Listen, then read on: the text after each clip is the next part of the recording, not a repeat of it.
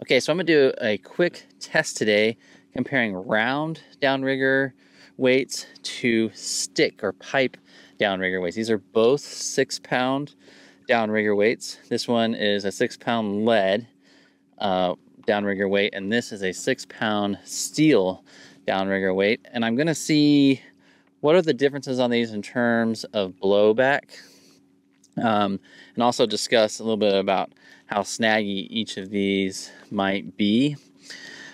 For me, as a kayak downrigger fisherman, because of the installation on my kayak and also because of concerns about safety, I tend not to run anything heavier than 6 pounds. I probably could get away with 8, but 6 is my go-to weight. I don't want to be creating a ton of drag on one side of the kayak because I only have one downrigger at the moment. And I want to have as little drag as possible to increase efficiency while I'm out there trolling. So, the amount of blowback I have, if I really want to go very deep, I don't want to be creating a ton of drag or having to use a ton of weight. So let's just do a quick comparison. I'm going to use a couple ways to compare these. I'm going to start with the 6-pound lead ball weight. I've got a little screw that I've tied onto some fishing line and taped to the top of my downrigger boom. That's going to act as my plumb so I can look at the angle and the blowback. And then I'm going to use my fish finder and look at how deep I am on the fish finder with 50 foot out, just see what the difference is in terms of my depth.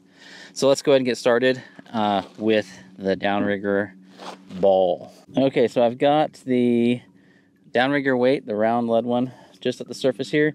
I've got this line counter set to 0 on the downrigger. And you can see that with the plumb weight, it's pretty much straight up and down on the line there. Okay, so we're gonna go ahead and drop 50 foot of line out and see where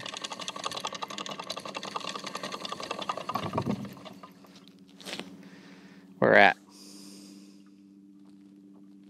Now this was with the round downrigger weight. Okay, so you can see I let out 50 foot of line and I am just below the 50 foot mark on my fish finder. The reason that is my transducer is angled slightly back so that I can see the downriggers when there's a little bit of blowback. So that's the reason for the slightly deeper than 50 mark.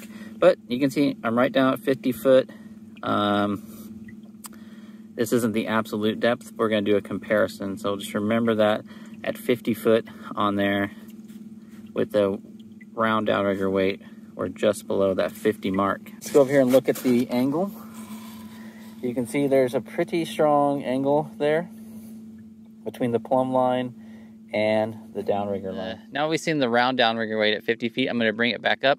We're going to switch out the downrigger weights and do the same thing again and just see how the angle compares. So I'm just sort of taking a mental note of that angle. It's about the same angle as if I stretch my 2 fingers apart as far as possible. Right here, my peace sign fingers. It's just about the same as that. So let's bring this up and we'll install the pipe downrigger and we'll see if it has less or more blowback. Okay, so we got the pipe clipped in. Put that down there. Make sure I tighten this up.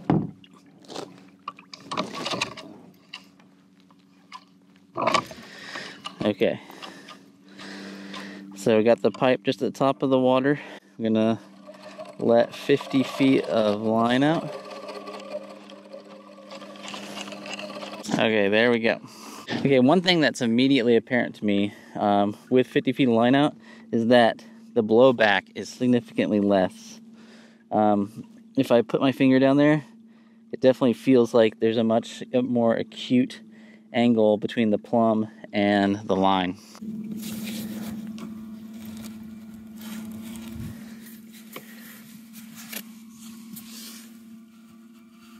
Now if we come over here, the depth really isn't all that different though.